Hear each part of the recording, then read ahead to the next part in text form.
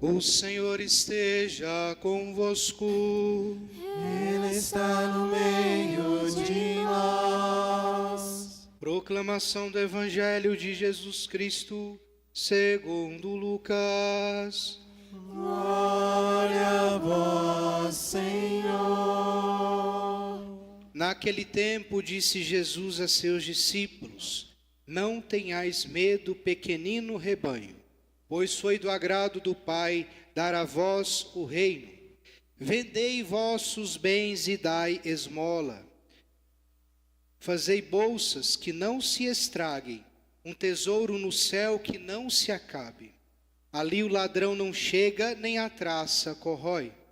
Porque onde está o vosso tesouro, aí estará também o vosso coração. Que vossos rins estejam cingidos e as lâmpadas acesas.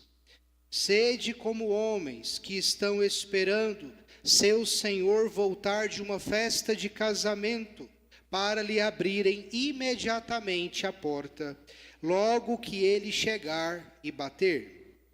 Felizes os empregados que o Senhor encontrar acordados quando chegar. Em verdade eu vos digo, ele mesmo vai cingir-se, fazê-los sentar-se à mesa, e passando os servirá. E caso ele chegue à meia-noite ou às 3 da madrugada, felizes serão se assim os encontrar. Mas ficai certos, se o dono da casa soubesse a hora em que o ladrão iria chegar, não deixaria que arrombasse a casa. Vós também ficai preparados, porque o Filho do Homem vai chegar na hora em que menos o esperardes. Então Pedro disse: Senhor, tu contas esta parábola para nós ou para todos? E o Senhor respondeu: Quem é o administrador fiel e prudente, que o Senhor vai colocar à frente do pessoal de sua casa, para dar comida a todos na hora certa? Feliz o empregado que o patrão, ao chegar, encontrar agindo assim. Em verdade eu vos digo, o Senhor lhe confiará a administração de todos os seus bens. Porém, se aquele empregado pensar, meu patrão está demorando, e começar a espancar os criados e as criadas, e a comer, a beber e a embriagar-se, o senhor daquele empregado chegará num dia inesperado e numa hora imprevista. Ele o partirá ao meio e o fará participar do destino dos infiéis. Aquele empregado que, conhecendo a vontade do Senhor, nada preparou, nem agiu conforme a sua vontade, será chicoteado muitas vezes. Porém, o empregado que não conhecia essa vontade e fez coisas que merecem castigo, será chicoteado poucas vezes. A quem muito foi dado, muito será pedido. A quem muito foi confiado, muito mais será exigido. Palavra da salvação. Glória a vós, Senhor.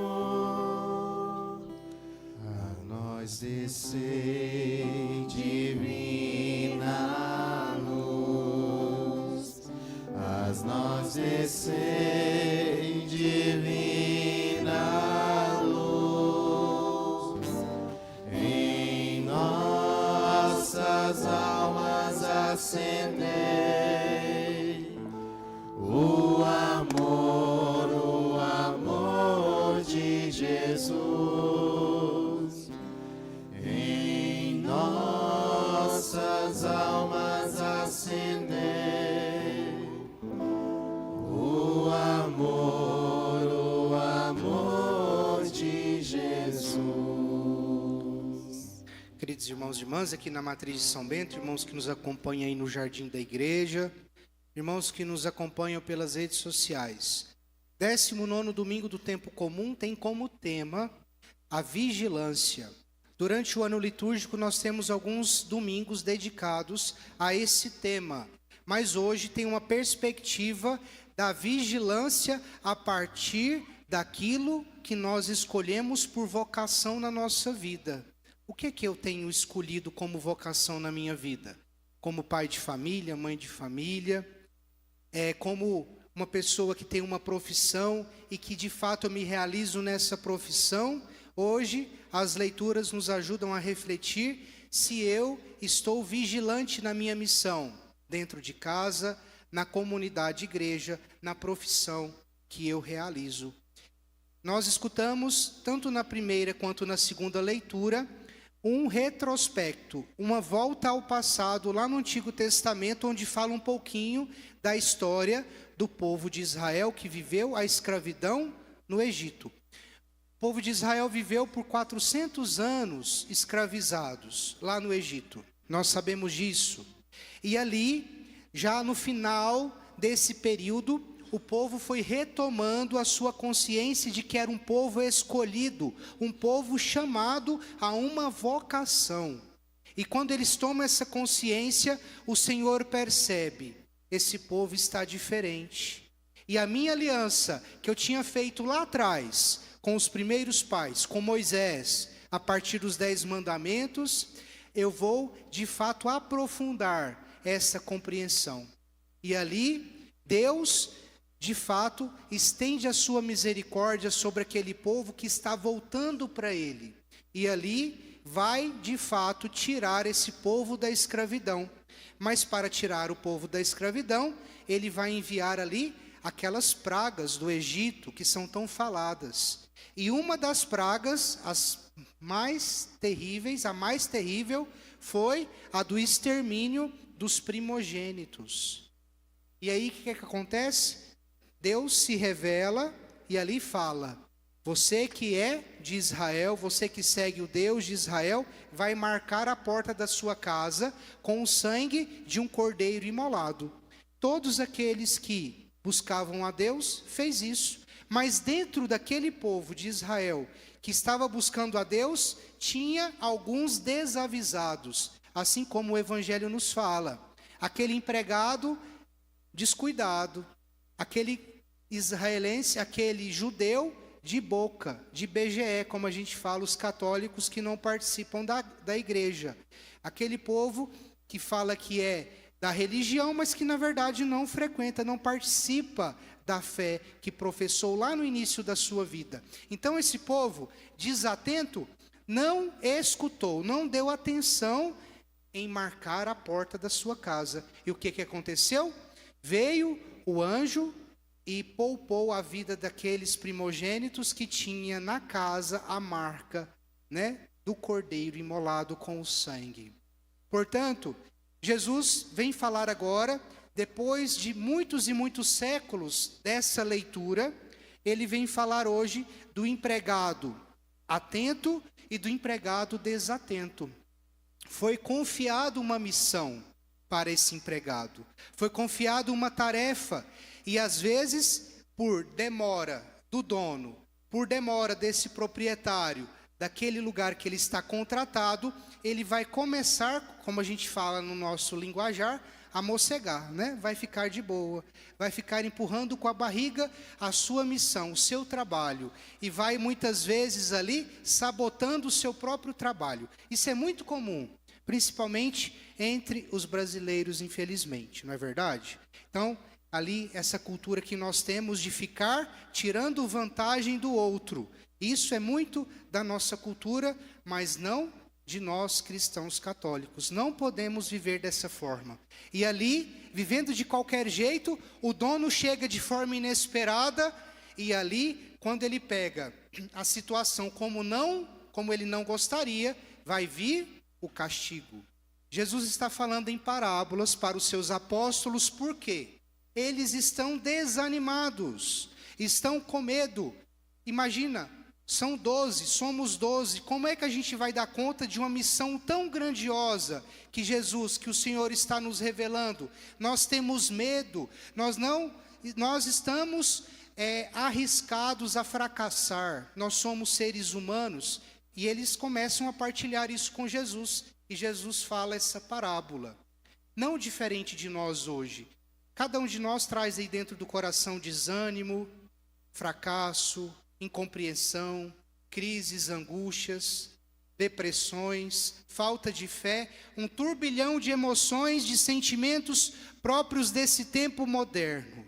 E aí, a promessa de Deus é a mesma, desde o Antigo Testamento, passando por Jesus nesse evangelho e continua hoje. Deus sempre foi fiel à aliança. Ele sempre buscou atender às demandas do seu povo, quando esse povo se voltasse para ele verdadeiramente. Quando o povo de Israel voltou para Deus verdadeiramente, ele os libertou do Egito, da escravidão. Quando Deus percebeu que o povo estava, de fato, necessitando da misericórdia dele, enviou a segunda pessoa da Santíssima Trindade, Jesus Cristo, para nos salvar. E agora, nós escutando isso, no mês ocasional, no Dia dos Pais, nós somos chamados a refletir. Como eu estou vivendo a minha vocação, o meu trabalho, como se fosse um desses empregados do Evangelho de hoje? Será que se o Senhor chegasse na minha vida hoje, se a irmã morte chegasse para mim agora, como que eu estaria diante de Deus? Essa é uma pergunta que devemos fazer para nós mesmos.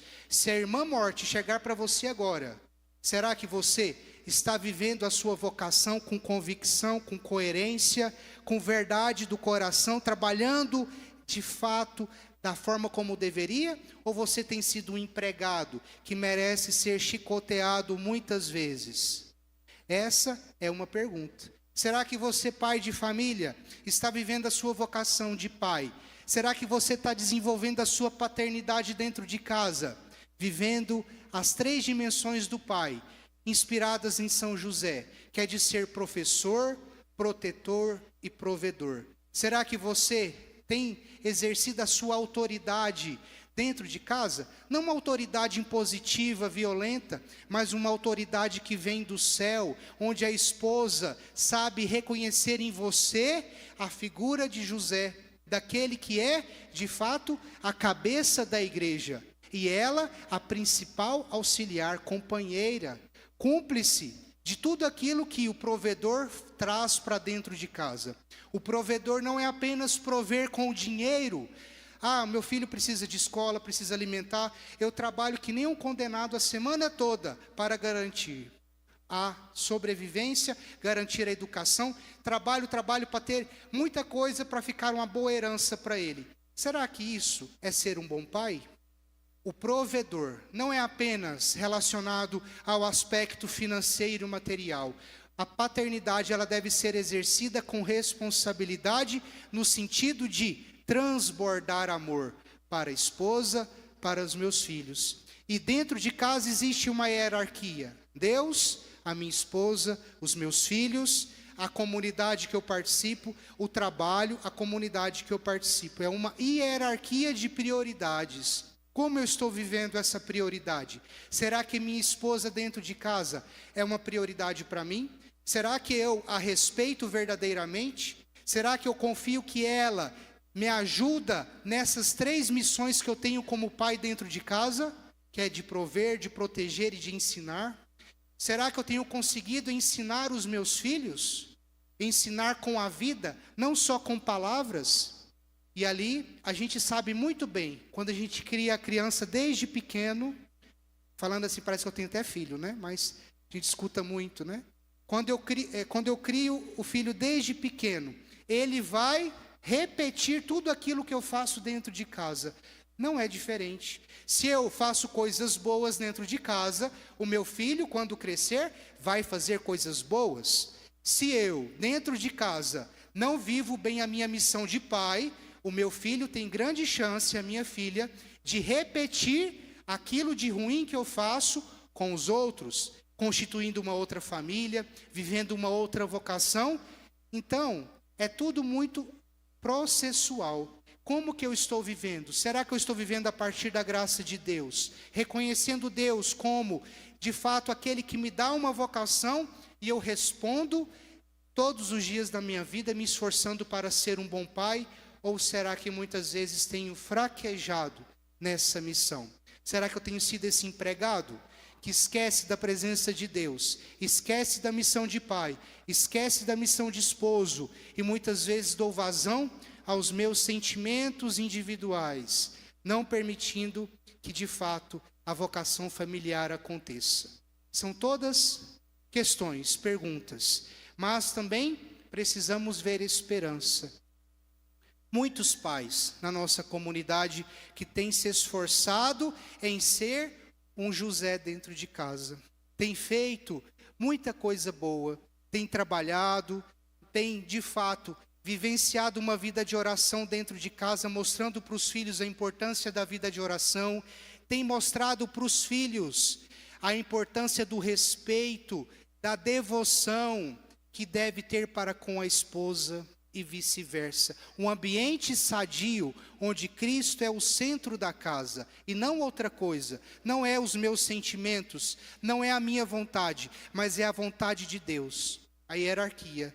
Deus, minha família, o meu trabalho e a comunidade que eu participo, a paróquia que eu participo. Essa é a hierarquia de prioridades que eu devo ter dentro da minha vida para ser cada vez mais um bom cristão católico. E já caminhando para o fim da nossa reflexão, eu estou trazendo alguns bons exemplos, não porque eles são melhores do que nós, mas porque eles compreenderam a experiência de viver a partir da vontade de Deus. Lá nos Estados Unidos, na paróquia de São Bento, as famílias que sustentam a paróquia não só financeiramente, mas espiritualmente, que são cerca de apenas 70 famílias, essas famílias tentam viver essa família do céu aqui na terra, tentam participar da missa, quando não diariamente, o máximo possível. A casa é de fato uma extensão da igreja. É uma igreja doméstica, uma igreja que se consegue, que começa dentro da própria casa, instruindo os próprios filhos para uma vida de oração cotidiana. E nós já estamos experimentando isso também na nossa comunidade, com a graça de Deus. Sair dessa cultura moderna, que tem muitas vezes destruído as nossas famílias, de que ter filho é ter problema, ter filho é ter despesa. Nós precisamos superar isso. Ter filho é uma bênção de Deus. E se eu tenho filhos, são filhos que de fato vão continuar aquilo que eu estou plantando dentro da minha casa. Plantando coisas boas, para eles no futuro serem outros pais de família, outros sacerdotes, outras religiosas, outros religiosos. Não tem jeito, meus irmãos e minhas irmãs. Para a igreja ter futuro, precisa de vocações. E para termos vocações, precisamos de famílias numerosas, porque é dentro da família que vão surgir outros padres, que vão surgir outros religiosos, que vão surgir outras religiosas, outros cristãos engajados dentro da comunidade. Não tem outra receita, é assim. Então, que nesse Dia dos Pais, você, pai, possa entender a sua missão, e você, filho, perceber, será que eu estou sendo um bom pai? Um bom filho, compreensivo com meu pai? Será que eu o obedeço? Porque Deus me confiou ele como pai. O menino Jesus foi obediente a José. Deus sendo obediente a um ser humano que Deus confiou como pai adotivo. Será que eu, um ser humano pecador, reconheço essa hierarquia dentro de casa, esse respeito, essa devoção que vem do céu e não é impositivo, não é imposto? Abaixando a nossa cabeça por um instante. Como eu estou vivendo a minha vocação? Será que eu estou parecendo com esse pregado desleixado, que é só o patrão virar as costas, começa a viver de qualquer jeito? Será que durante a semana eu vivo de qualquer jeito, esquecendo a missa que eu participei no domingo passado? Ou tenho me esforçado em viver todos os dias a minha vocação, aquilo que Deus tem suscitado no meu coração, em fazer a sua vontade? Será que eu, como pai, tenho vivido como esse professor, como esse provedor, como esse protetor da minha família? Eu, como filho, como filha, eu tenho sido uma ajudante, um auxiliar do meu pai dentro de casa, será que eu colaboro com ele na missão de construir essa família do céu aqui na terra?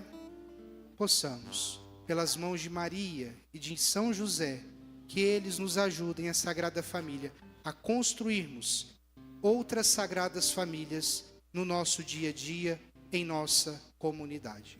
Louvado seja nosso Senhor Jesus Cristo.